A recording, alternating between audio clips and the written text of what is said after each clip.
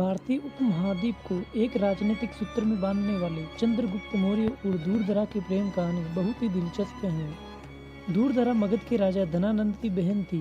चंद्रगुप्त मौर्य धनानंद का दास बनकर उसकी सेवा में रहा करते थे।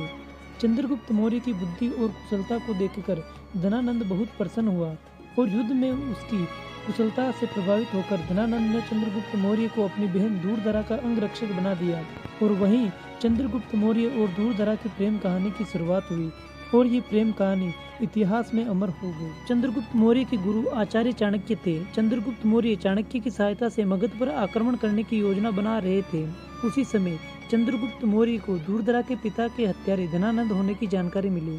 चंद्रगुप्त मौर्य ने धनानंद की ये करतूत दूरदरा को बता दी, जिसके कारण दूरदरा अपने भाई धनानंद से गणना करने लगी। दूरदरा चंद्रगुप्त मौर्य की वीरता से प्रभावित थी और दूरदरा भली भांति जानती थी कि उसका भाई धनानंद अत्याचारी राजा है और दूरदरा अपने पिता की हत्या का बदला धनानंद से लेना चाहती थी। आचार्य चाणक्य की सलाह पर चंद्रगुप्त मौर्य ने अपनी सेना के साथ मगध पर आक्रमण किया और धनानंद की हत्या कर दी और उसी समय मौर्य साम्राज्य की स्थापना की। बाद में दूरदरा और चंद्रगुप्त मौर्य ने विवाह कर लिया। दूरदरा अब संपूर्ण भारतवर्ष की महारानी बन गई। कुछ ही समय बाद दूरदरा गर्भवती हो गई। चंद्रगुप्त मौर्य के अखंड भारत के राजा बनने के बाद उनके कई दुश्मन उत्पन्न हो गए। चाणक्य को डर था कि दुश्मन कहीं चंद्रगुप्त मौर्य को जहर देकर मार सकते हैं। इस कारण चाणक्य चंद्रगुप्त मौर्य के खाने में रोजाना थोड़ा थोड़ा जहर मिला दिया करते थे।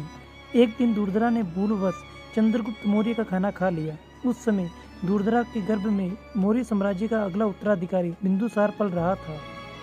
चाणक्य ने दूरदरा की अनुमति लेकर दूरदरा का पेट चीरकर बिंदुसार को जीवित बाहर निकाल लिया।